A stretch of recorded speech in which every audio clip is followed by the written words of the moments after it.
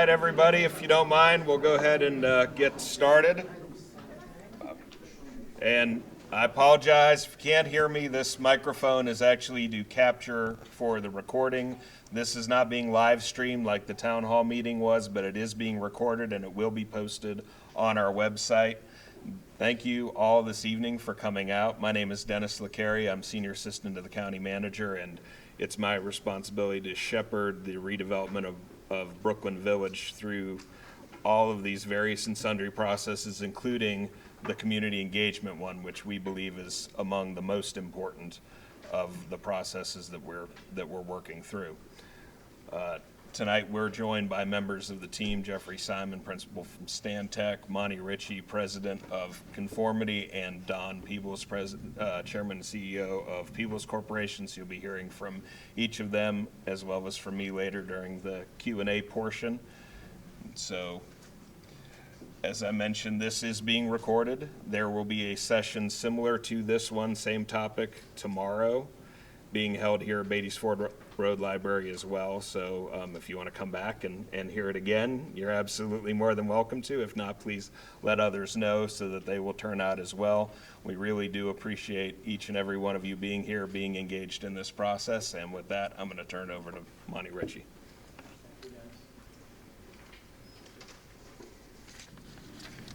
Thank everyone for being here. I appreciate it very much.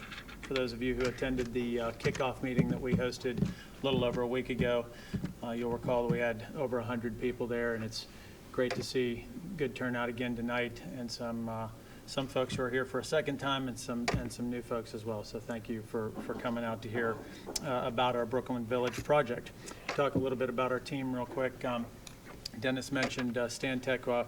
Want to acknowledge some of the Stantec guys in the back. Craig and Jeffrey and Aaron are with us today. If you'll raise your hands back there, as folks are on our design team, and Gregory Cola, who's with Peebles. Thank you, Gregory, for being here. Don will join me up here in just a minute. We are particularly excited about tonight's topic that's focused on history, design, and culture. This process started October of last year, roughly, and since that time, I've had the opportunity to spend hours and hours in a number of meetings with many folks who are in this room, who were kind enough to open their door and let me collect their thoughts. And as we've moved along, a couple things have become apparent to me, or at least I think they're apparent. Well, I suppose we'll find out as we move along. I haven't heard a whole heck of a lot about the architecture that we've presented, but I have heard a lot from folks about the feelings that they associate with Brooklyn. I've heard words like pride and faith and children and education, spinning off, of course, the history with the Second Ward High School, the first African-American library on Brevard. Haven't really heard one word about anyone expecting us to say duplicate Brooklyn, for instance, but rather to get the energy of Brooklyn right and to get the ethic of Brooklyn right, get the culture of Brooklyn right. And we think that that is a very difficult thing, but we're going to try. So design, history, and culture. We think that culture is the most difficult one of those to capture, and we hope to spend a little time talking about that this evening. Move my slides along here a little bit so that you can follow what I'm talking about. We already did that part, and we're going to work hard to preserve the essence of and spirit of Brooklyn and honor the heritage, and that is a big assignment that you've heard a lot about in the past, and you're going to hear some more this evening. And these are the things that we hope to get to a little bit later on in the process, some of the questions that we want to explore together. Early on in this process, when I was going after the project by myself through the Conformity Corporation, when we first applied to the RFP that the county was sponsoring, frankly, I had no idea how we were going to get it done. We have some ability. We've done a lot of projects in the past, but we've not done a project of this size. And it was critical that we find a partner who was like-minded and could really get after the issues in a way that was genuine and legitimate. And we're fortunate to be put together with the Peebles Corporation, a marriage that Jeffrey Simon helped make happen from Stantec. So thank you again for that, Jeffrey. And I want to introduce my partner, Don Peebles, who is the chairman and CEO of the Peebles Corporation, and ask Don to talk a little bit about what we hope to do with culture and the history and so on in Brooklyn. Good evening. Good evening. Well, thanks for coming out. I hear the thunder in the background. I feel like I'm in Miami, which is what I just left. Days and days and days of thunderstorms. But it's good to be in Charlotte. And I want to thank our team again for helping us navigate this project. It's an exciting project. I want to thank Greg Cola of the Peebles Corporation, who runs our investments, and his job is to evaluate the economic feasibility of projects that I may envision, so to make sure that they can and will get built, and then also find the funds for us to pay for them. This particular project is about $650 million, so it will require a lot of hard work on Greg's part and his team, and so I want to thank him. We're here, this is a historic project. In fact, it's important enough from my perspective that I brought my daughter, my 13-year-old daughter, Chloe, was up me from Florida for the next 2 days to get a sense of history of Charlotte and history of America. So I want to tell you a little bit about our company, first of all. Company, the Peebles Corporation, I founded the company in 1983 when I was 23 years old. We started developing office buildings in our nation's capital, my hometown, Washington, D.C., in 1986. And started off with one building, $10 million. Today we are running a $4 billion development business. We are considered, and I say this with pride, not necessarily distinguishment, we're considered the largest African-American owned developer in the United States. But I want to emphasize also we're one of the largest developers in the country, especially in terms of entrepreneur developers. And so we do business and build projects from Miami to Boston, the Bay Area of San Francisco, Miami, and many other places. And we've targeted Charlotte since Mayor Fox was mayor, and we came here. I was a longtime supporter of Barack Obama, and when the DNC announced their convention here for his re-election effort, we started looking at Charlotte. And met with the mayor, and we looked at doing a hotel opportunity. Unfortunately, the timing didn't work out, and our country was still in the midst of a tremendous real estate recession. So I met Jeff Simon in Boston, and so when he called me to tell me about a project in Charlotte, we were interested because we liked this market and we wanted to enter the market. When he gave me a sense of the history, and then introduced me to Monty, I got more engaged in the process, because as a company, especially, I've been in business now for 33 years. I think I've had a lifetime of a career, and so I'm even more selective on what we do. And our company's had this philosophy that we build symbols. We don't just build buildings, we don't just build bricks and mortar, but we build symbols of economic equality and equal access to economic opportunity.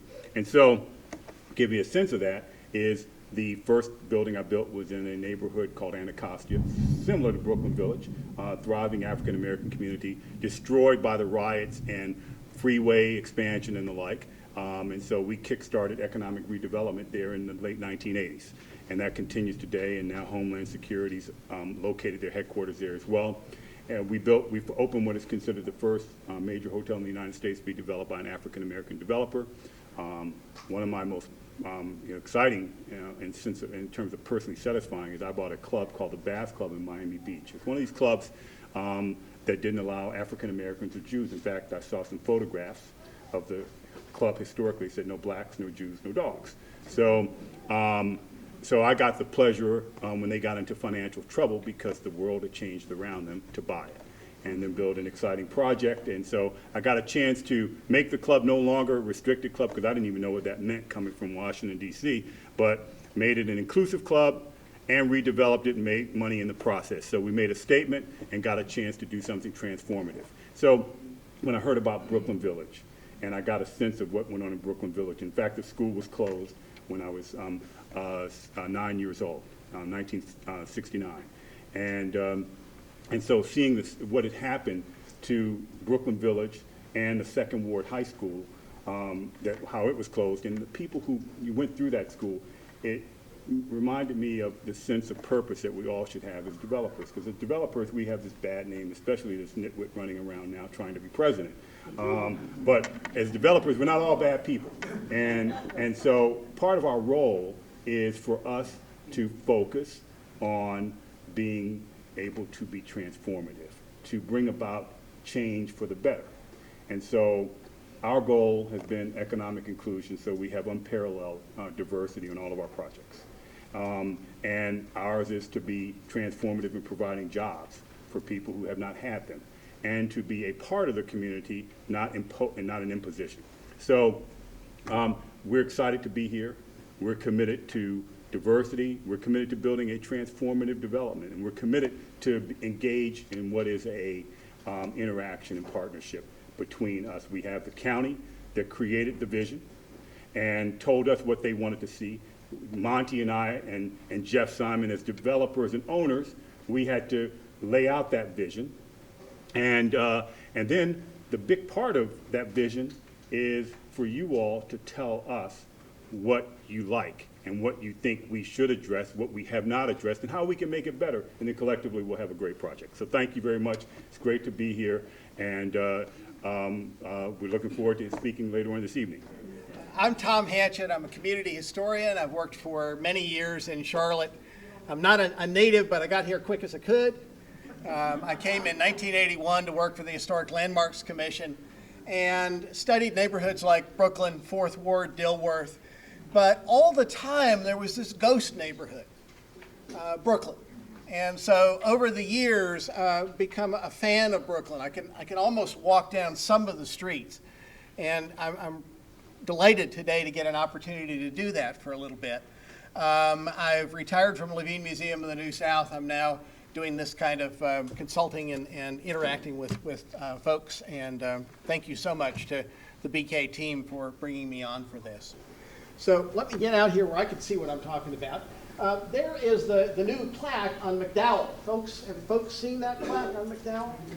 As you come into the area that was Brooklyn, you at least get some kind of official reminder of what it was. And this is a book that I wrote, and in it are several chapters about how these neighborhoods form. This is the Brooklyn neighborhood down here, Trade Street and Tryon Street. But it was not the only African-American neighborhood. Third Ward, Blandville, there was an African-American neighborhood in Fourth Ward. Black folk lived in First Ward. Greenville, we got some Greenville in the house. I met a couple of folks there. Biddleville, Washington Heights. All of those were African-American neighborhoods. But Brooklyn was really the heartbeat. Brooklyn was where people like J.T. Williams lived. J.T. Williams, U.S. Consul to Sierra Leone in West Africa. J.T. Williams, who had come here as a teacher at the old Myers Street School. We'll hear more about that later on. And ended up being an entrepreneur, sort of like Don Peebles, on a very local level. And founded the Queen City Drug Company, was a political leader.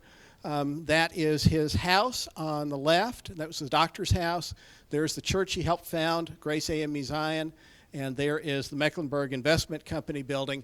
And today, about all that's left of the Brooklyn neighborhood is that beautiful brickwork by an African-American architect named W.W. Smith. He also did the brickwork, but not the design, for Grace Church. And then around the corner, the old YMCA is still there, the old McCrory YMCA. But so much of the rest has been lost. And it's been delightful to find some photos that I'd never seen this photograph before. But I know all of the buildings in it. In the foreground is the Queen City Drug Company. That's J.T. Williams. This was built as the the Afro-American Mutual Insurance Company. Down the street is the old public library. And what you see here is the kind of density and walkability that we have lost in our society. And Brooklyn is important in many ways, but for me as an urban historian, it's a design statement. It's a neighborhood where folks could walk, where you didn't have to own a car. And my daughter is 23. She thinks that kind of neighborhood is the place that she wants to live. And so we got away from that for a generation, but we're now getting back to it. The Afro-American Mutual Insurance Company, also by W.W. Smith, from around the turn of the last century. This is from a book that was put out on the 50th anniversary of the Emancipation Proclamation. And I love what it says here. It says, an Afro-American policy by an Afro-American agent made by Afro-American clerks on an Afro-American husband, an Afro-American wife, an Afro-American child makes the Afro-American home independent. And that feeling of African-American pride and economic development is also something that I feel this project is definitely referencing. The Brevard Street branch of the public library, I'm pretty sure was the first black public library in North Carolina. I found that out because I went to Haiti in Durham, African-American neighborhood there. There is an African-American library that says they're the second. And it's a newer library than this one was. But there you can see the room with all of the books and the building right there. And it was just down the street from the AME Zion Publishing House. African Methodist Episcopal Zion Church today has its headquarters in Charlotte, moved from New York, and they are, for a long time, the publishing house in a new building was on that spot across from where the NASCAR Hall of Fame is. Key educational facilities were there. Myers Street School was the first purpose-built school for African American children. It's where the Aquatic Center is today. And right next to it was Second Ward High School. Now, I know that hardly anyone here is familiar with Second Ward High School, except all the people in the blue shirts. These are folks from the Second Ward National Alumni Foundation. And when I first heard that, I went, yeah, National Alumni? But it was. This was the high school for the county for a while when it was founded in the 1920s and continued all the way up until the era of urban renewal. In fact, we have, and I have the date wrong, Miss Ely, I'm sorry, it's supposed to be 1948. That is the Queen City Classic football championship between West Charlotte and Second Ward High School, and there's Vermel Diamond, and she's sitting here. Oh, Vermel, raise your hand so folk can see you. Isn't that something? Churches. This was a neighborhood of churches, and I don't think we have photographs of all of them. In fact, if folks have photographs of churches, let me know, let Monty know. We'd love to make copies of them and get them to the public library. There's St. Paul Baptist, you know, St. Paul up in the Belmont neighborhood today, and it was just one of a whole range of churches, Ebenezer Baptist, Brooklyn Presbyterian there, the United House of Prayer for All People with the trombone shout bands. Was quite an amazing neighborhood. It was a neighborhood of folks. And it was not a neighborhood that was economically segregated. Now, it was racially segregated, but economically, well-to-do folk lived around the corner from folk who weren't well-to-do. And that was a really important thing. There you see the home of French Tyson, who was a doctor. And there you see one of the shotgun houses with a grandma and a couple of kids. I actually met one of the kids recently. But these houses, if those particular ones were not on the same block, they were right close to each other. And that notion of mixed income, we now understand, is so important in building a healthy city. If you have all one group one place, all another group another place, it's not a healthy thing. Brooklyn had substandard housing. It had that middle class component, it had that business district component, but it also had a lot of houses that frankly were built by absentee landlords who did not care. Maybe they'd cared originally, but as time went along, this is hard to see, just trust me on this. This is a federal redlining map. Redlining is now illegal, but in the 30s, the federal government did redlining. Redlining is the notion of drawing a red line around a neighborhood and saying, we're not going to loan there. And if you're real close to the screen, there's Brooklyn. Brooklyn was red. There's Myers Park, for instance. There's Dilworth. Brooklyn was red. What it meant was that it was hard for ordinary folks to own their own house in Brooklyn. Some did. They pretty much paid cash for their house. But in terms of a lot of rental housing, that was part of the history that was in the neighborhood. And so when the federal government in the 1950s and 60s had money for what they called urban renewal, Brooklyn fell. And that, it's one of the most difficult parts of American history, I think. Because I think that there were good intentions.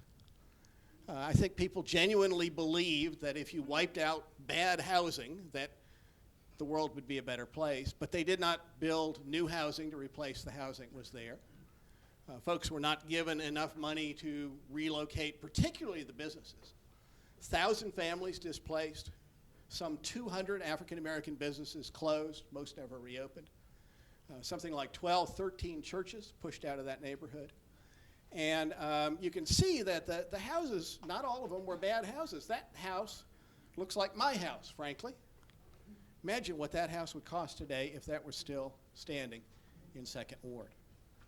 And so this notion of wiping out a whole neighborhood and starting over again is no longer what people do in cities.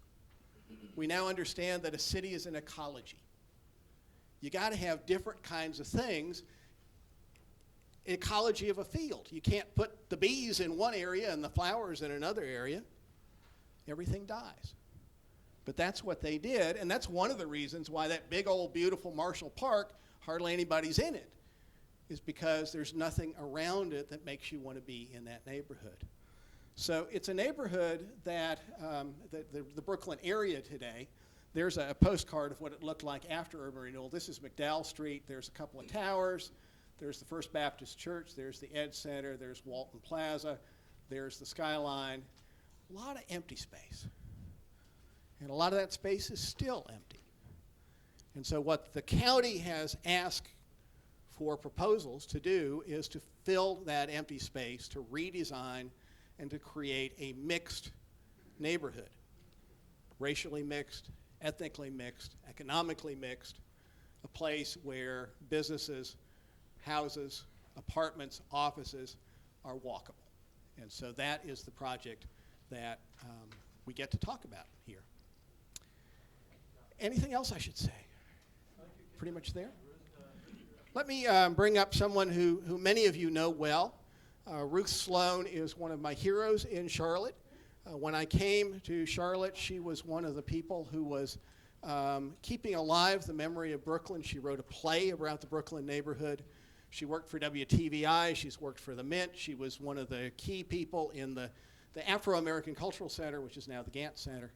And Ken Kuntz has a question. I really have more comment. Good. You mentioned that the urban renewal was well intended. Please eliminate that from your description. Try to be nice. Just try to be never nice. well intended except for the economic development that you see there now. That was Right. well intentioned. Let me echo your point of view since you have brought it to the table. I didn't want to do that, but I will, because when I first started getting into urban renewal, Dick Gregory, the great African-American comedian, said it wasn't urban renewal, it was Negro removal. Yeah. And the more that I've gotten into this, the more I believe it was Negro removal. Yep, couple of questions, couple of comments. Oh, there we go. Is that over here? That's Vermeil to the left. The child. Oh, here. Yeah. There you go. Little girl. There you go. Wonderful. So I want to bring Ruth Sloan up. Oh, wait a minute, one more. I sit beside you at Bill, my son. Yes, you're Mr. Patton. Right. Now, I want to ask you one thing about that. At Bavoy, Grace Eve Zion Church, it's on the east of Bavoy Street. See, one of the mayors here in the city of Charlotte, my dad and others I know worked there, had the largest lumber company right there on Bavoy Street, but it was on the west side. Okay. Everything you showed was on the east side, Friendship Church and everything. And 2nd Street ran smack into it. The only thing separating was the railroad track. Right. And the guy who owned it, the man who owned it, that is on Queens Road, was the mayor of this city, Herbert H. Baxter. Baxter. Yep. And he's not. And the lumber company is not even mentioned, was the largest mill And they actually Wow. brought logs and they installed them downtown in Toowoomba.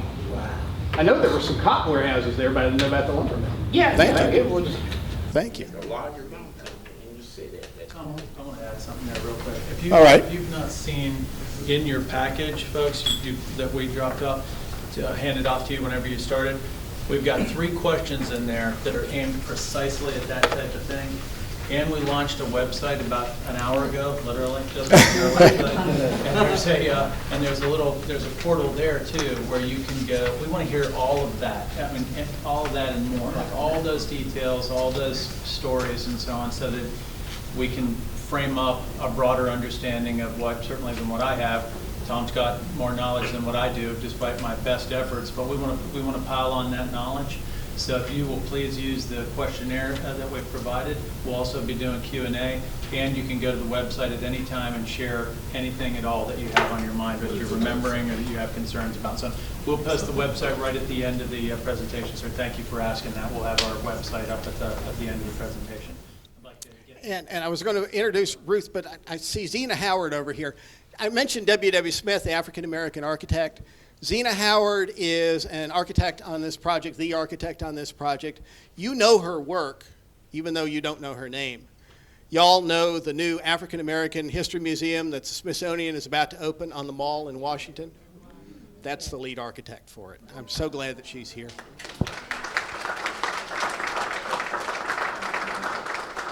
Ruth Sloan has worked tirelessly to keep alive the flame of Brooklyn, and she's going to share some of that warmth and some of that light with us right now. And this thing doesn't make you louder, but they can hear you far away if they need to. Tom, I think I have something you might want. You said you don't have pictures of churches. And we were talking about culture. And what is culture? It comes from within. It isn't about documents that people write. It's about how we live, how we feel, and how we communicate with each other every day. And that's what made Brooklyn great. Monty, I told you there were 5 people. I wrote a play on Brooklyn because of Theater Charlotte. Theater Charlotte commissioned the work. So there were 5 people inside my circle: Vermel, Ely, Price, Weber, but 2 of the people now deceased. And Tom, you might want to get pictures of this. I can't give it to you. The Brooklyn Story by Reverend de Granville Burke. Do you have it? It has some pictures in it. And he's deceased now. And later, I'm gonna have my daughter come up, Aisha do, and help me read, okay? Because there was a precious pearl that radiated all over the city. And Monty, I'll tell it. Some people can't remember anything but the hardships and the tragedy. So I took 2 years to research the play to find out the facts of the things where the people were upward mobile people. They really wanted to create a better life in Brooklyn. Curtina, who should be here, would talk about how sociology books put Brooklyn in the paper. Do you all realize, and in social economic books, do you all realize we don't have First Street anymore? There's no First Street. First Street and McDowell became known as Murder Corner. So they took First Street out. That's why we don't have a First Street. But what was happening in the community transcended that. It was far more beautiful than one would realize.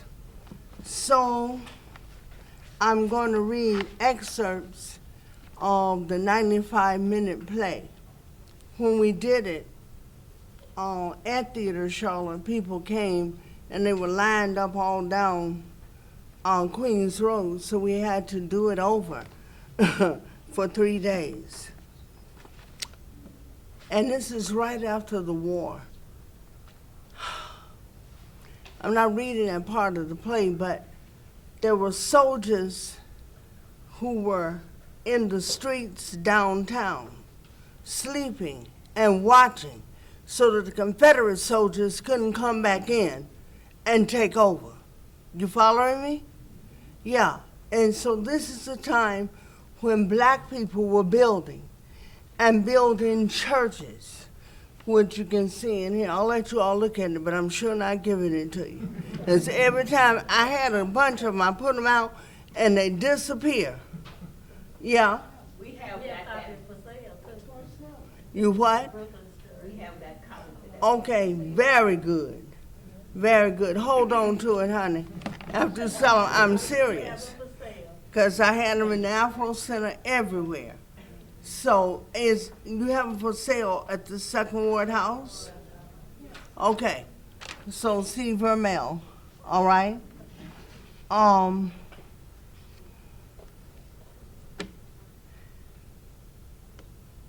So, you see the story is about a people's place. 3rd Street, 4th Street, Myers, and McDowell. The heart of a place. A place where by the time they got to tearing it down, many called it a ghetto, but a ghetto it was not. It was home. Home for people who lived in Brooklyn. And every morning during the fall and spring, you could hear this song being sung all over Brooklyn. Oh, what a beautiful morning. Strong male voices soloing over the hill and down by Miss Leora Greer's house. An a cappella serenade winding its way through the streets and back alleyways, around corners, and through rose gardens, traveling just a step ahead of the milkman and making pop calls in old kitchens. Oh, yes. Firing up stoves for hot morning biscuits. And I would listen. I would just listen to all but a beautiful morning. Yeah, the men were marching downtown. And I'm going to stop it because that's what really happened. That the men would collectively walk downtown. They had to fire up the stoves and Belks and Ivies. And they ran the elevators. Are you understanding? Nothing ran without that black community. And when you went into the store, it was warm because that's what the black men were doing. Oh, I would just listen. I wouldn't hop out of bed right away because the song had sort of become my alarm clock. So I would just wait, lie low, snuggle under the covers until I heard the voices chiming and men pitching harmony at the crack of dawn, dawning a new air of happiness that you could see on our faces. Oh, I didn't realize it at the time, but the little community, some called Black Bottom, would soon become home to all of the black folks in Charlotte, doctors, lawyers, artists, fine cooks and domestic workers, well-established businessmen, ministers, and educators. The holy to the profane came to settle in Brooklyn around a time near the close of the war between the states, a time when Brooklyn was mostly open land to the south, on the outskirts of the city, lined with stately homes of Charlotte's first white families, who built living quarters homes for their people, who worked in their homes. Well, as the years went by, the owners left, and our story began. Educated, the uneducated, the poor, and the well-to-do all came together, making Brooklyn, Second Ward, a self-sustaining city within a city. You see, it's a story about a people's place. 3rd Ward, 4th Ward, Myers, and McDowell, the heart of a place where by the time they got to tearing it down, many called it the ghetto, But for us, it was home, a place for people, caring people, took care of people, and other people became folks who watched the community. And a chap better not get caught doing wrong. Oh, no. Aunts, cousins, no relations at all. They would set a chap straight at the drop of a hat. I'm gonna move on to 5, Aisha. I'm gonna let it go. I'm moving on, okay? So come on up. From the end of the Civil War era until 1898, when Jim Crow began, African American life flourished in the city of Brooklyn. Like Dr. John Taylor Williams, he played a monumental role in bringing progress to the door of the Queen City. In 1882, Meyer Street, the city's first black grade school, opened with Dr. Williams as its principal. Twice he was elected to the Board of Aldermen for the city of Charlotte, and in 1898, Dr. Williams was named the U.S. Consulate to Sierra Leone, West Africa, by President William McKinley. There he served until 1907.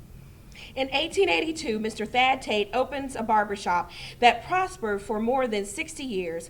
He was also president and co-founder of the African American Insurance Association and served on the board of trustees for the Colored Library located on Brevard. And in 1898, there was a phenomenal coup.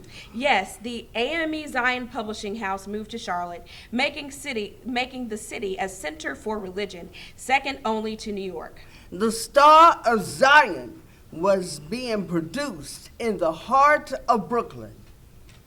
As a matter of fact, it was rumored that's how Brooklyn got its name, from New Yorkers moving to the area to work in the publishing house.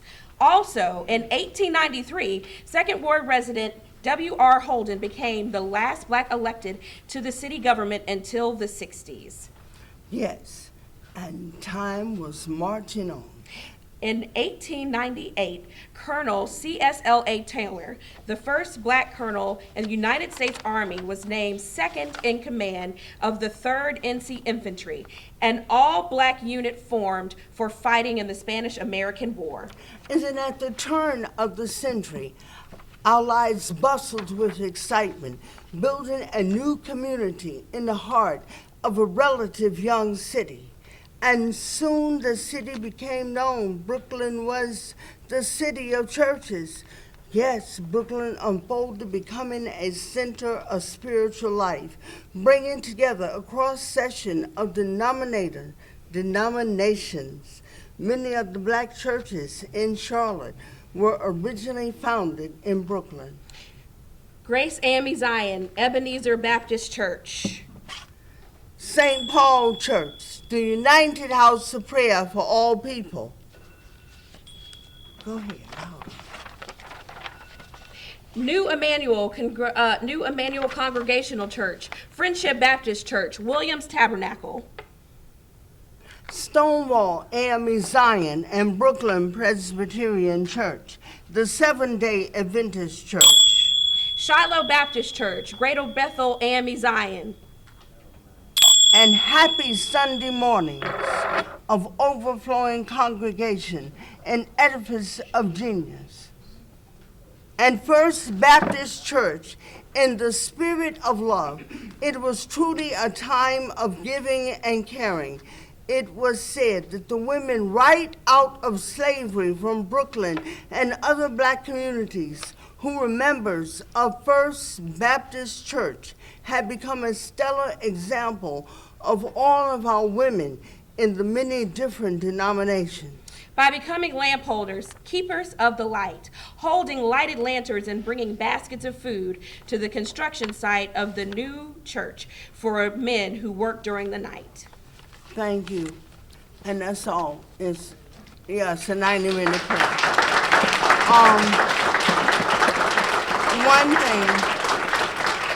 One thing I want to let you know, in the early 1900s, the reason the shotgun houses were built by these absentee landlords Brooklyn caught on fire. In the early 1900s, they did not have fire trucks. They had to come in by horse and buggy from Camp Green to put out the fire. It took a long time to get the word to them and for them to get in to Brooklyn. You follow me? And the tar on the roofs of houses, when they were burning, the tar paper or whatever flew from one house to the other. That's how beautiful homes were burned down in the early 1900s. So the absentee landlords came in and built what is known as a shotgun house, okay? So you had the beautiful homes, and even people like Vermeil, I have her in there in the play when they picked up her house and moved it while they were in there. Yeah. And they asked her, how'd you like your ride? That was urban renewal, all right? But she was there, Mr. Blake was there, former principal of West Charlotte.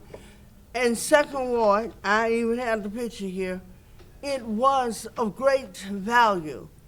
We didn't have another black high school, so they had to have 2 shifts when the men returned from the war, okay? So they would have a half a day of school, and then the men would come in and they would have a half a day of school. And then the Second Ward branched out because of the men coming home from the war, and they built Carver College that was right up here. And Carver College became Central Piedmont. Understand what happened. Bye.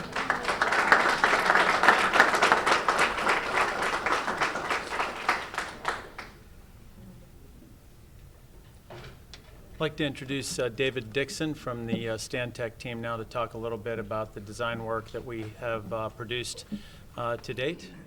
So I'm going to just recall a couple of things I've heard tonight. I'm David Dixon. I'm a planner. I get to work with people like Don and Monty and Jeffrey and others on this.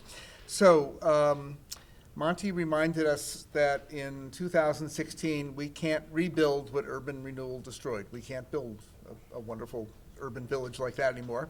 And Don talked about the fact that we're building, almost a $700 million investment project, but he wants it to be a symbol. And a symbol is not the buildings, the symbol is the meaning that we imbue those buildings with, and that's what we're here to learn from you. And I learned some wonderful lessons. I sort of wrote down, our job is to bring the spirit of the Star of Zion back to Brooklyn. Thank you. It is, this is our chance to tell a rich and wonderful story. So in a much more prosaic way, without the poetry you've just heard, I'm going to sort of describe the thinking that has gone into the work we've done to date. But please believe me, I'm going to show you drawings of buildings. They don't mean that much. It's the uses, the activity, the purpose, the bustling heart that you help us put back into these buildings that has meaning. So one of the things that we realize that we have the honor of doing is working with all of you to recapture the historic vitality, the energy that was Brooklyn that we heard so wonderfully about. We can't rebuild Brooklyn, but we can take that history and use it to sort of honor and build on the dynamic energy that is Charlotte. I heard you talk about Charlotte as a new city. In some ways, Charlotte is a new city all over again. It's sort of, America's 21st century. It is America's 21st century city. We're here building much more at the start than we realize. This is an even greater city on its way to happening. So again, we're building Brooklyn at the start of a new city. And we are all conscious here of the fact that we're building for the future of this place, a future that isn't just about technology and high tech and jobs. It's about jobs for him and for all your kids and all of our kids.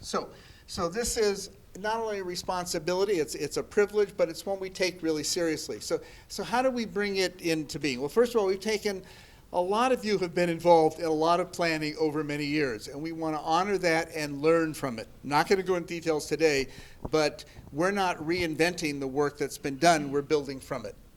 We're starting with a design vision that I mentioned is about the honoring history, building on the energy of this terrific city, and really helping to invite the future that is shared by everyone.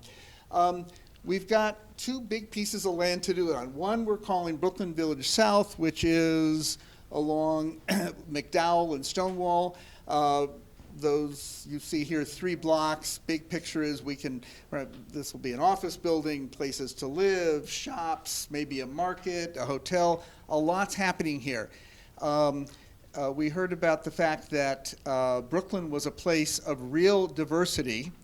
It's a lot easier to create diversity of uses than economic diversity these days. So let's start. We're going to start with a real diversity of uses. This is a place where people, once again, will live, work, play, hear music, etc. What's really interesting about this diverse mix of uses is that on one side, it faces a highway, Route 277. That's not a place where anyone's ever going to go strolling, but it's a place where we're going to advertise what's happening here to tens of thousands of people who drive by every day and invite them to come and spend their money to bring the streets to life. So think of that as our billboard. When we go around the corner onto Stonewall, now we're on a street for people. This is a place for people, as you said. So, this could be a pretty dull drawing, but let's begin to imagine very quickly what goes in it. You see at one end of the block an office building, a major center for 21st century commerce. On the first floor, a couple of floors, it could have a supermarket. So it's not, you don't walk past a lobby, you walk past people coming and going. But what we'd love for you to help us think about is what happens all along here. What kinds of businesses go in here? We could have a Starbucks, kind of dull. Right next to it, we could have a business that one of you creates, because this is a great place for an entrepreneur to come and create the coolest whatever that you like to cook or design or whatever. And then yet another business. Help us understand. What's just as important is if you look upstairs, that looks like, I hope, a bunch of new housing to people. That's what it's supposed to be. That new housing could all be market rate housing, but it's not going to be. This is going to be mixed income housing, and that's one of the things we have to work really hard, because we can't have just diversity of uses. We also have to have economic diversity. But as we keep going, we come to Brooklyn Village North. There's 3rd. Here's McDowell. This, I think, in many ways, is even a more interesting place. This is a place where we want to create a 21st century urban village. It's kind of a cute term, but if you ask somebody in my field what Brooklyn was, it was an urban village. It was a place that, it was the kind of village that raised a child. Okay. I don't know if this is a village that's going to raise a child, but this is a village that's going to create a community.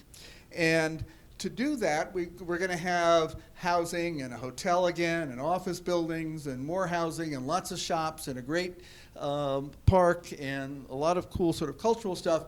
But this, again, is going to come to life along its streets. So one of the things, I guess we're not going to create First Street, but we are certainly going to recreate a great Second Street.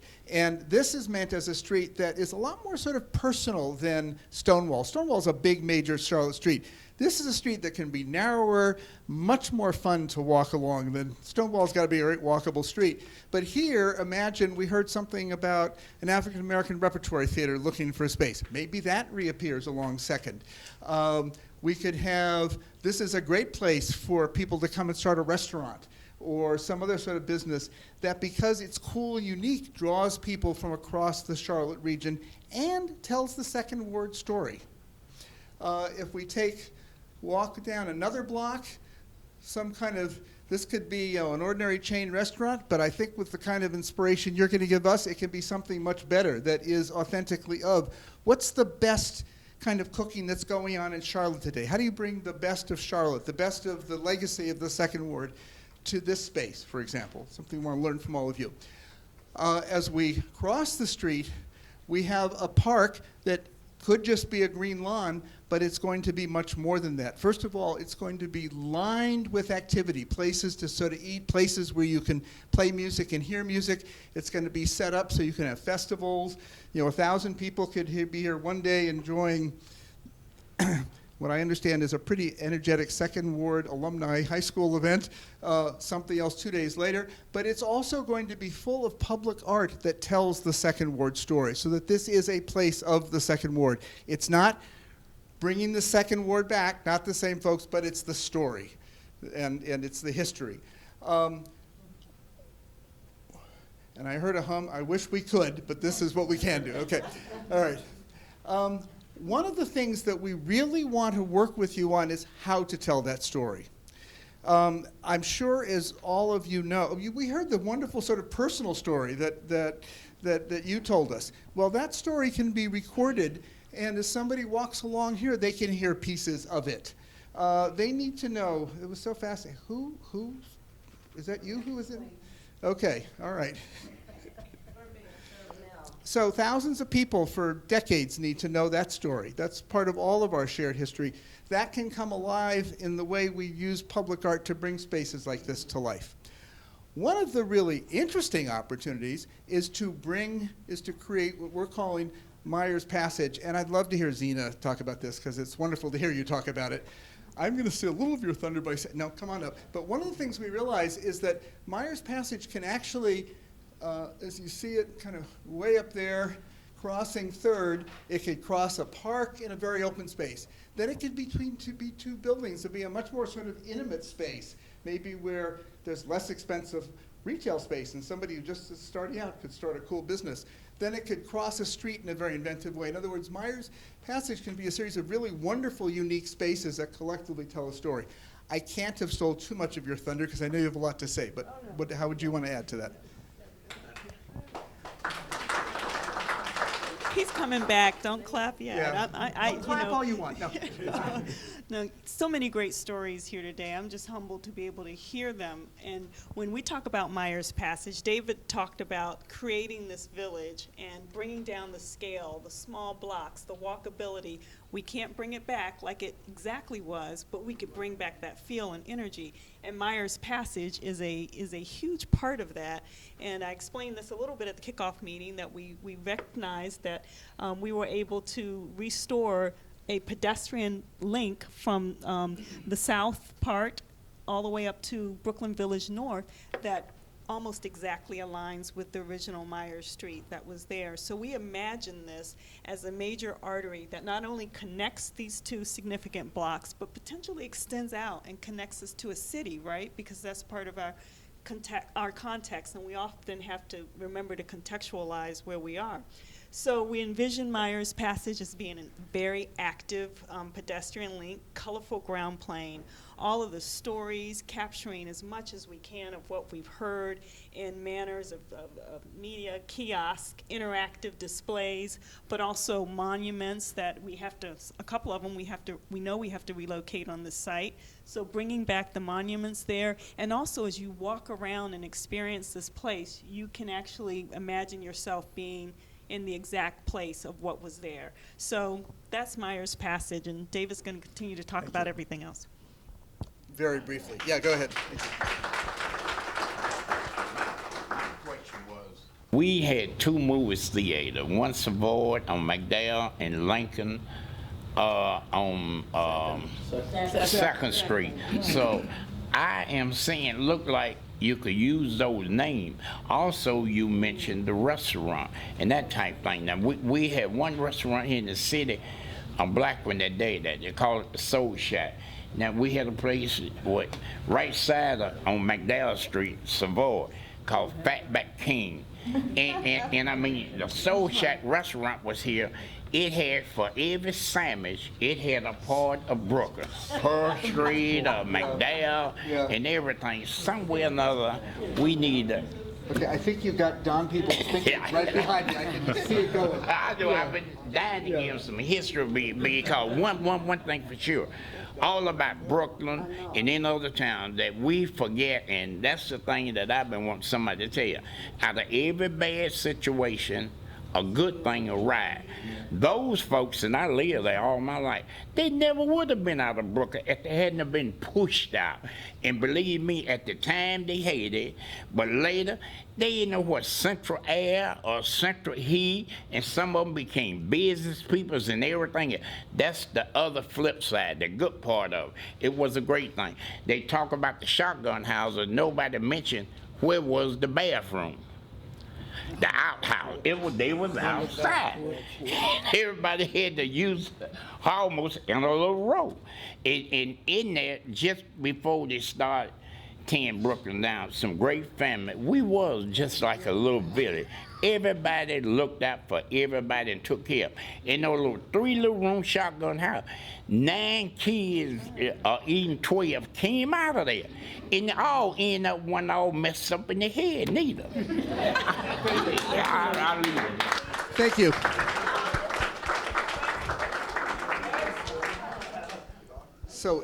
So every time I have to say something, someone just said something better right before me. So okay, but let's pull one lesson from that. Okay, you mentioned there used to be 2 movie theaters here.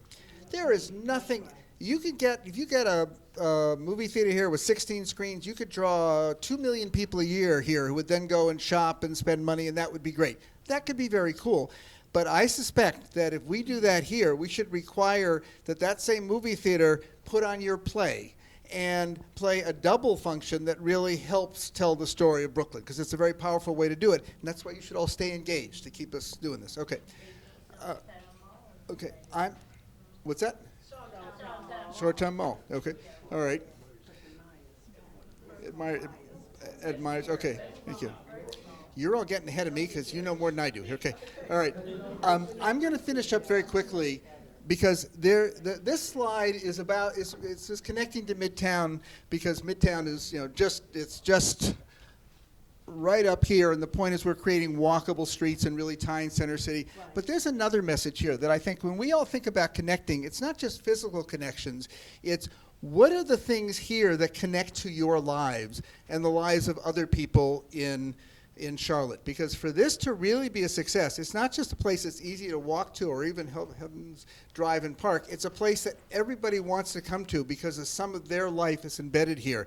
And that's about how we program it, and that's something where we're going to look for a lot of help. So when you answer those questions that Monty told you can answer, tell us what would touch your lives if it were here. Thank you.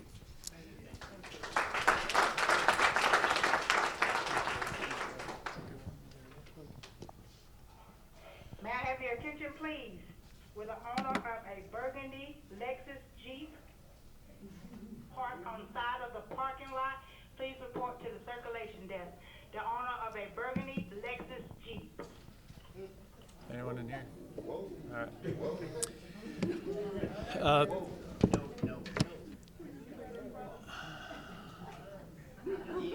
And right up front like that, that's horrible. So is it Pride? Is that your? Tell me your first name. That's okay. Yeah. Okay. Thank you for the feedback there. I'm gonna, if I can take the liberty of grading, right? So I put an A+ on that. So if we can continue to get that type of feedback, whatever that means, call our office, put it in the web, on the web page, whatever. So thank you very much for all that insight. So you're going to find this information in the flyers that you have. We're going to do Q&A now. Don's going to help drive that, and we're going to field questions. But we really, to the extent that we can focus here, that'll be great. If you have other questions, that's fine too. And we want to use the rest of the time getting additional feedback from you as much as we possibly can. And if we need to reach out to somebody else, Don will drive that. Thank you. So, yes, sir. This is my first time attending the presentation. What is the presence of Second Ward, the high school? What is that going to be comprised of? Is there some type of memorial, or is the existing building to remain, or what are we doing? I'm so sorry, I missed part of that question. Can you repeat that? As far as a memorial or the Second Ward High School? The remaining building of Second Ward? Yeah. What is being proposed as far as that's concerned? Well, today we don't own that land, and it's not part of the proposal that the county put forth. We do have an offer out on that land. We're working very hard to acquire that land, frankly, with an eye towards incorporating it into the balance of the development. But I'm going to claim I've built some relationships with the Second Ward High School National Alumni Foundation, as has Don and the rest of the team over time. We're very focused on the importance of the gymnasium. I use the word sacrosanct all the time. The gym is just hands-off. Plan on communicating with a lot of people about the gym, and get your mind around that now developer because it's not going anywhere. And so no memorial per se, rather respecting the gymnasium, which is where all the energy seems to be focused right now with the Second Ward High School Alumni Foundation. I'm sorry? Oh, yeah, and if we do, thank you for that. If we do succeed in getting the balance of the high school land together, for those of you who attended the kickoff meeting, you'll recall that the People's Corporation is committed to an entrepreneurial institute that's rooted in some work that they've done in Washington, D.C. Don's best qualified to talk about that. I'm not going to try and do that, but we would try and deploy another education use there. That's a complicated thing. Obviously, CMS wants to get paid. There's always the whole money piece, right? But we want to try and figure that out, and we're actively pursuing that idea now. Does that answer your question? My question is in regards to the overall marketing strategy for this project. I've been in Charlotte, back in Charlotte since '69, and it's a very unique and interesting demographic and political atmosphere here. I certainly don't want to diminish the value of what it is that you're doing in the presentations and being sure that the African American community is involved in giving you feedback about this project. To what extent has your strategy incorporated explaining this or presenting this to the greater community? Because the last thing I have to want to see would people not buy the units because they have this perception or this idea that you're rebuilding Brooklyn.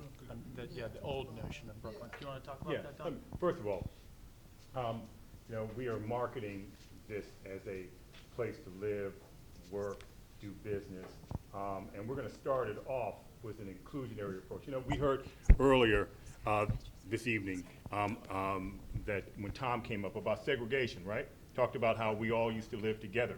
I remember in D.C. with my grandfather, the neighborhood where my mother grew up, that there were doctors, accountants, lawyers, and my grandfather was a doorman, and janitors and others all in the same community.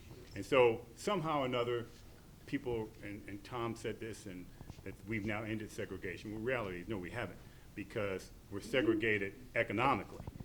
And it just so happens that we as African Americans tend to fall at the lowest measuring standards economically across the board. So how are we going to change that? One, all of us have to do our part. Our part as a company is we're committed to diversity. And so in this project, we are committed to providing minority contracting opportunities for every element of this project. So you're going to have diversity in terms of contracting opportunities, jobs, and then when these businesses are open, we're going to be looking for local businesses as well.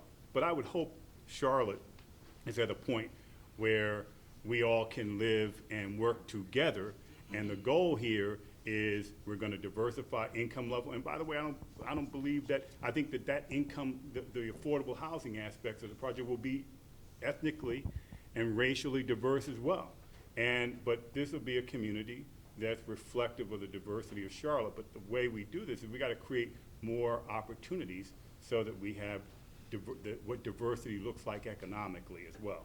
And so that's how we'll be doing that. But this is going to be, we're going to be marketing hotels from around the nation and the globe. The people who come here and do business or come here on vacation or visit, they're going to stay in our hotels. Yeah. Tommy Robinson, my question is concerning the cultural aspect of it. Will you be working with the Arts and Science Council to get public art? Because Charlotte have had numerous failures when it comes to public art. The only thing you got to do is go out to UNCC and the projects that's been rejected in Charlotte. So will you be working with the Arts and Science Council, or who will be choosing the people to do the public art? Well, we as a team are committed to public art. Conformity is, our company, for example, supports local artists in all of our buildings. And so we look to bring in local artists into our buildings and giving them an opportunity to show their product and their creativity, but also to earn money as a result of the process. We have, Zena Howard, who is the lead architect of one of the most important buildings in the nation's history, the Museum of African American History on the mall in Washington, D.C. And so we look to have a broad range, but we'd like some suggestions from you too. So maybe you can, in that questionnaire, write some ideas about how we go about doing that. Are we here? Hello, how you doing? I'm Vakala. I'd like some guidance on the dilemma that I see that you're kind of already addressing, but understanding that we have these initiatives of like 35% black-owned businesses, and we understand that we're trying to preserve a culture, a local culture, but then there's a broader historical culture of, like, for instance, capitalism and corporations. You know, the United States is a corporation, your company is a corporation, the city is a corporation, and corporations are, you know, there to pit to the interests of their shareholders. And how that plays out normally in the local community is that we have like establishments that we would go to for entertainment and things like that, but they're more pressed about dollar than they are preserving people's entertainment interests or things like that. So for instance, if we have venues there that are corporate owned and they're about maintaining a dollar, a lot of times, even in is Mr. Hanchett still here? Or the historian Tom Hanchett, I read an article on him earlier about how Charlotte was like a Nashville before Nashville, and that was because like when the textiles started picking up and things like that, people started making money, and they would spend their money on Saturday nights, and because of that, you know, it could have been like a hunk and talk town if that culture would have continued. So what I'm asking is like how in preserving the broader cultural the corporate identity of, like, you know, interest of shareholders and trying to maintain the dollar, right? Are we going to how can we hold that and preserve culture the same way, as opposed to, you know, just your corporation holding the diversity initiative? How would we kind of make that more codified in us getting different entertainment and other business interests that are like looking at the economic dispersity the same? Is that too convoluted? Yeah, I got you. Yeah. So we should split this up because I'll take the first half and Monty should take the second half of this. Okay, so first of all, the fact that, look, we're standing here, I think says a lot about us bringing a community together. We're two different people from two different perspectives and two different companies. Neither one of us are public companies, by the way, so he has a shareholder of one, and so do I, okay? And so we are doing what's in the best interest of all of us on balance, and that's what entrepreneurial businesses do. And so, but of course, we're in a capitalistic society, and we have to pay for all of this. So we have to figure out ways that make the, you know, entertainment element and the cultural aspect economically feasible, and that's our challenge as developers. But this is an entertainment district by and large. We're going to see, you see all the retail that David walked you through in terms of, you know, the architectural retail element. Those are going to be business opportunities for small businesses and entrepreneurs. Monty and I are committed to creating access to opportunities. And when we say, you know, 35% for minority businesses, we're looking for also minority entrepreneurs to start their businesses. So why don't you pick up on the on that? Yeah, Dennis just pointed out something to me, and I don't mind just pantomiming it after talking to him about it. I mean, if the city was using the city as an example, which is, of course, a municipal corporation, if they were interested strictly in the dollar, they'd have carried this to the open market with a C.B. Richard Ellis or someone like that and just sold the land. And of course, that is not the task they put in front of the development community. I promise you that is not what the offering of the land looked like. It was remarkably involved and spoke to many of the things that we're discussing this evening and we'll keep talking about. You know, Don hinted at this, and it's I frankly find it fascinating. You know, we both have a year of college. We have remarkably similar backgrounds in some way, but obviously we're very different people. And the more successful of the two of us is this guy, by some measure. So you know, it's an interesting partnership. You know, one that I'm excited to be a part of, just because it goes to my value system in ways that are important to me. You know, we have been doing projects for years, since 1993 in Charlotte, that I think are representative of the fact that you can thread the eye of the needle. It's not impossible. You know, I'm not going to retire next year, but nobody's going hungry, and I would claim that, you know, our projects are very well received. And they're not all $1 million, they're not all $500,000. You know, we've delivered 70 and 80% of AMI using market tools by accident over and over and over again over, through the years. A half a dozen projects that without taking credits or public money, we were able to deliver workforce quality housing, 70 to 80%. So, so much of this is about us building trust with the broader community so that we get the type of feedback that we are enjoying tonight and that we've enjoyed for some time. We just need to keep that going. I'm going to tag on one other thing to say. I want to turn the 35% into real money. I mean, this is like $270 million, $280 million that we'll have to have consultants to help us figure out how to get that much money out the door to minorities. That's how much money it is. And we're gonna make that happen, and it's a big deal. I mean, your commissioners have said on the dais and said we've never seen this amount of commitment to minority participation before. And then they've also said we're going to be watching you real close to make sure that it happens. But, so it's an exciting thing. And I think, we're going to get closer, I think, to the ideal than that you're pointing at than maybe some others would. My question, I'm Laura McClady, and I'm just a community activist. I presently live in 3rd Ward, and I've questioned the market rate for housing for some of the citizens here in Charlotte. And I'm pretty certain, I might be wrong, but some of the people that used to live in 1st Ward and the 2nd Ward probably want to move back to 2nd Ward if you're going to have some housing there. Now, market rate housing that you're going to have there, do you all have a plan in place, or do you all have an idea of how you are going to stage the housing so it can be inclusive of some of us, some African Americans perhaps that have lived there before, or for some of our children that might be interested in living there? And the reason I'm asking this question is because I've posed this question before about the uptown area, and I was told that they can't do anything about the market rate housing that's being developed uptown because you have to be fair to the developers. So I'd like to hear you all address that question on how are you going to be fair or inclusive when it comes to some of us being able to afford or affordable housing for some of us that would like to move back to 2nd Ward or just be a resident of 2nd Ward. Absolutely. And we want that to happen. We very much at Mecklenburg County want to see that happen. We very much want this to be a neighborhood, and we very much want to see this be a diverse neighborhood in every way that you can define diversity. And that's why intentionally, when the Charlotte Housing Authority, who was partner to this agreement that allowed us to assemble this land, put a 30-unit minimum for affordable housing as part of our RFQ and RFP process.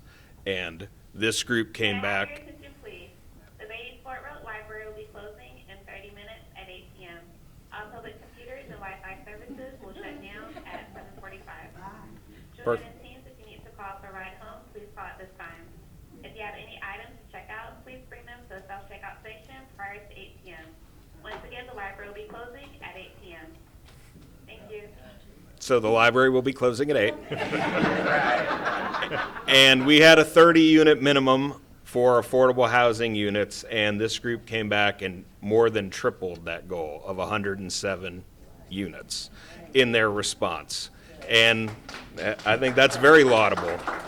And I don't think we're done there. That was the baseline, that was the response, and I don't think we're done there. But we'll see how this shakes out. But I can tell you there's interest on the part of City Council, the County Commission. They've all expressed this out loud, and they've expressed it to me that is one of the most important things that we can do in this neighborhood. Yeah, I want to add to that. Also, not all of us are going to need affordable housing. So we want to create an environment where people who grew up, or they're the children or grandchildren of people who grew up in the 2nd Ward, to attract them back. Some of our young professionals and some of our more established professionals.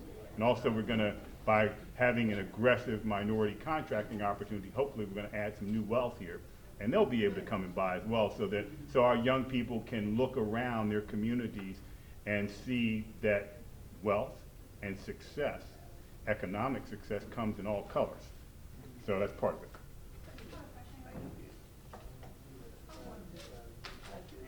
You know, you mentioned that many churches were a part of this community when urban renewal took place, and they had to leave and go to other parts of the city. What's going to happen if they suddenly decide they want to come back? Who do they call? What telephone number do you want to give? I think Tom could probably, who's not with us right now, could probably speak to this best. But we have compiled a list of the 12 churches, that were raised. Of course, the AME Zion Church was one of the few churches that was able to rebuild over at the corner of McDowell, Little Rock, I believe, AME Zion. And then another AME Zion church on Brevard, of course, survived, but the congregation is no longer there. There are successor congregations, as I'm sure some of you know. In fact, thanks to Gwendolyn, we hand-delivered notices of these meetings in the balance of our calendar to the 12 surviving churches that were formerly located in Brooklyn last week by hand, one at a time. And I want to thank Gwendolyn for helping us identify those and getting that work done so that we can get to the leadership there, reach down into the congregations through the leadership, fill rooms like this so that we get the type of feedback that we're after. And I got to believe that if we're going to hear that somebody wants to be in Brooklyn with their congregation going forward, we've put the wheels in motion to ensure that we do hear that. We haven't heard it yet. I'd like to have permission to figure it out when we do hear that, but we haven't heard it so far. So that's where we are with that. Yes, sir. Oh, I'm sorry. We've got the mic moving around in the back. I apologize. If you have a question that pertains directly to that, go ahead and ask it. I'm just trying to go in order. Okay. The mic moves around. All right.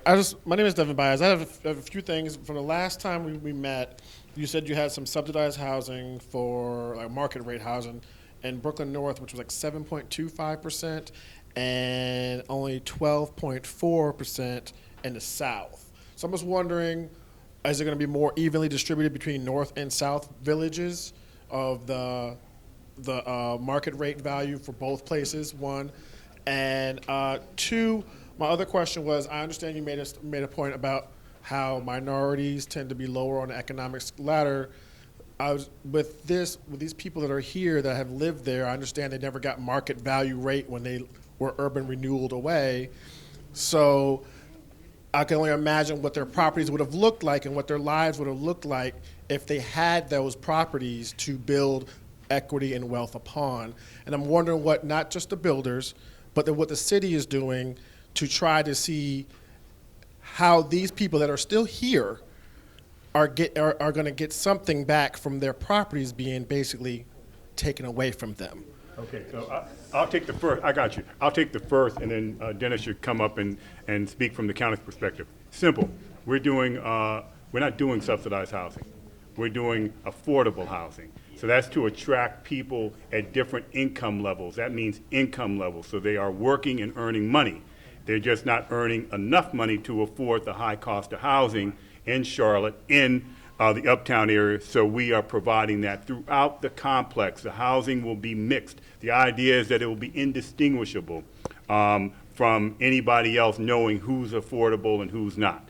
And by the way, I said to you, and I want to be crystal clear on this, I said wealth comes in all colors, and we want to perpetuate that.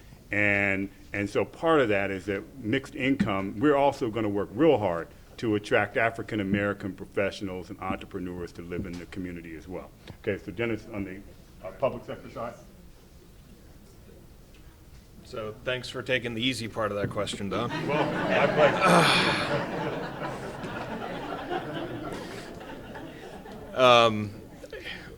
I don't know that you can ever make something like that completely right. I just don't know that you can.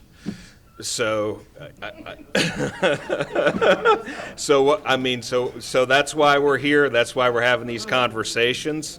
But ultimately, I hope that what we're doing is making some folks proud. I think that one of the things that is really hard to deal with is the fact that you've got, Walton Plaza and the Ed Center, and that's about it to show for what was there. And I think this is an opportunity to put a place back and have something that folks can point to and be proud of, instead of just looking at what isn't there anymore, but really being able to see what is. And that again goes back to the reason why we went about this the way we went about this, and didn't just sell it to the highest bidder and didn't just turn our back, but we're actively engaged. We're a partner with each and every one of you and the broader community. And when this is done, this is going to support so much of the work that the county does. As these parcels are put back on the tax rolls and people are living there and there's businesses thriving and there are guests staying there, all of that allows us to do more for schools and for parks and for libraries. So that's another way that I think we try to do something for everybody in this room. And I hope that we succeed, and I hope that we make you proud. We have a question over here. Sorry. From the last meeting, my name's Tiffany Fenton, Ubuntu Community Project. But I'm also concerned what post-Brooklyn Village would look like. My grandmother lived there. I specifically work with small businesses, and we're working with some of the financial institutions to get small businesses to be prepared to be able to afford retail space and actually be able to take advantage of any opportunities that come up. What is the process for them to plug in once they finish this program that we have, to be able to say, I want to go in Brooklyn, who do I need to see? I have my funding, I have the business, and really just seeing what kind of businesses you want to have available. Because I didn't get to see you all last time. Well, I appreciate you being here tonight. But that's in play, in motion right now for small businesses to be in position to say, we're ready, we can afford it. Right. Who do we need to see to be able to begin that relationship? Thank you for that. I also just want to point out, Madeline, on the microphone, whenever we're done back there, that there's a group of folks right here that have some questions. There's a number of tools that are market tools, and we'll call those market tools, banks, right? Small business administration. But more and more, Charlotte's seeing some new tools. The Grameen Bank is now located in the Midwood International and Cultural Center, which is a micro lender that started in Bangladesh, that's aimed at very small businesses and helping them get out of the gate with their small business opportunities. We're going to be doing 2 different sessions as a team. One of which is MWSBE, the Minority Participation Opportunity. How do I get registered? Who do we need to talk to? How do I follow through on this $270 million of opportunity that our groups talked about? We'll have a session that's dedicated to that. We also have another session called Retail and Economic Opportunities.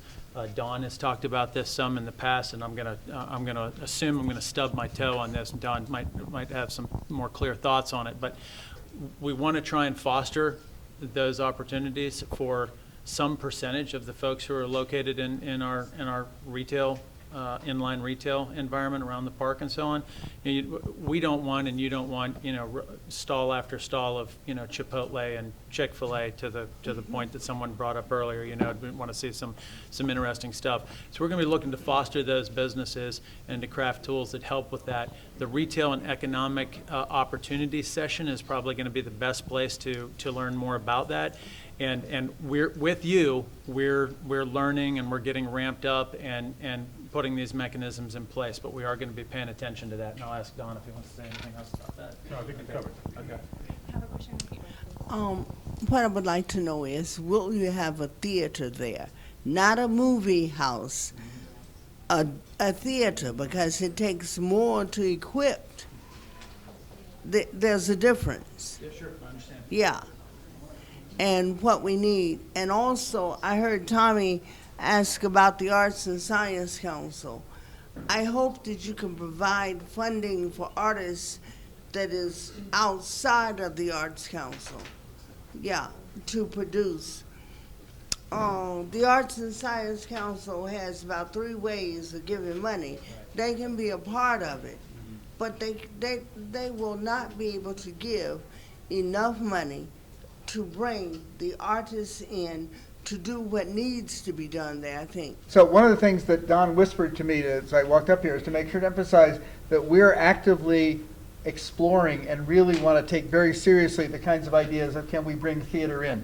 Yeah. If you want to create a place that's authentic, you don't just mimic history, you don't necessarily even have pictures of what's going on, you bring real people in, and that's what theater is. And we're looking, he asked us after the last meeting to take a look and see what are the opportunities. One thing I want to point out, the way retail really works these days, you have places like a Starbucks that might draw thousands of people because they then set the stage for the really cool entrepreneurial businesses next door that maybe don't pay as much rent, but can thrive because that high rent place is there. So when we talk about diversity and economic integration, it's going to happen along the street just as it is going to happen upstairs. Yeah. But I want to make a point. We don't have a theater for live theater. Yeah. Not movies. I understand. The movie house can be there, but the Harvey B. Gantt doesn't even have it.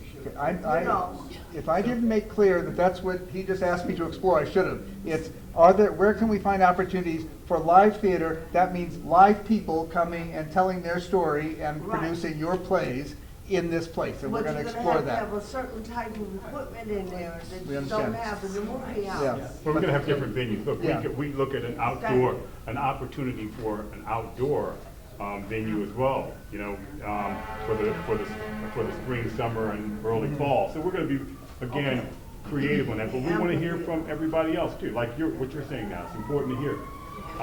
We have to go over here first. Okay, my question is a simple question. What's your start date for this project and your completion date? Well, it's in multiple phases. So you want to walk them through the beginning and then end? Yeah, so we have some work to do with the county, and then we'll have some work to do with entitlements, zoning, working on some other governmental matters. We hope to break ground in the first quarter of 2019 after having done that. Yep, and there'll be three phases total. We wrap up about 9 years out. So the second phase doesn't start until 3 or 4 years down the road. The final phase, and along the way we're buying land from the county as we do this in 3 phases. About 7 years out, we buy the last piece of land, and we finish the final phase. So we start at 3rd and McDowell, and also a hotel over on Stonewall.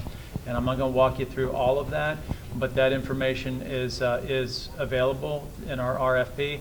I'm also happy to walk you through it in detail if you want to call me or something. I don't think you want that much detail. So, but if you do, I will get it for you. So 3 phases, wrapping up in about 9 or 10 years out.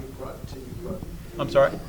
Yeah, about a 9 or 10 year project, right? Yeah, a lot of times when Dawn and I are staring at each other, the test is, okay, we're going to be working on this for 10 years, so let's make sure we got the right. That's why I brought my daughter, who's 13. Yeah. Yes, sir.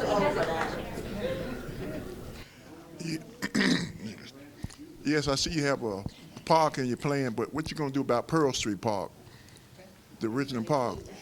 We're actually working with CDOT and others to look at how we can make connections, greenway connections between what the current Walton Plaza site and Pearl Street Park, so that folks won't have to go down the street anymore, but actually have a green connection. So we're working on that connectivity right now, and there are other things that are in the works relative to Pearl Street Park with some other improvements, additional parking and things that we're excited about. That's not quite ready. It's not their work.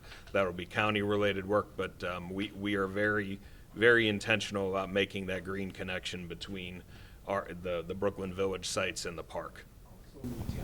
The other thing I want to say is that the gentleman, the designer, answered the question about the movie theater, because he said it can be multi-use. You have a stage, plus you have a theater if they decide to do that. So we shouldn't ask questions that's been answered. All right. So the real answer here is we don't want to give simple answers. We want to really understand what the real needs are and respond to them, which I think is what you were adding. So. Okay. Thanks. All right. And you got to see, there's a guy with a really cool T-shirt up here too. Take a look. Sorry. So we'd like to gather up anything that you've been able to write down for us. That information will all be collected over time. You're going to see these things coming up on our website. We've already started posting the frequently asked questions that we're getting out of these meetings. I think we've got 9 or 10 up there now with some answers. Oh, thank you for that. Yes. So website. Thank you so much. I should have you on the clicker running the show, Ms. Ellison. I'm competing with you now. I'm going to put this down. You go ahead. There we go. Yeah, and it's also on your printed material. And the website went live about an hour ago. All right. So you can get additional information there. I'm going to ask Dennis to wrap up here, and certain members of our team will be going around and gathering up any written information that you've provided for us. Thank you all so much for coming out. Thanks, everybody. Once again, I apologize that we weren't able to get to everybody's questions because of the time, but we will be here tomorrow morning, so please feel free to come back or stick around and ask us some questions as we're standing around in the parking lot. Thank you.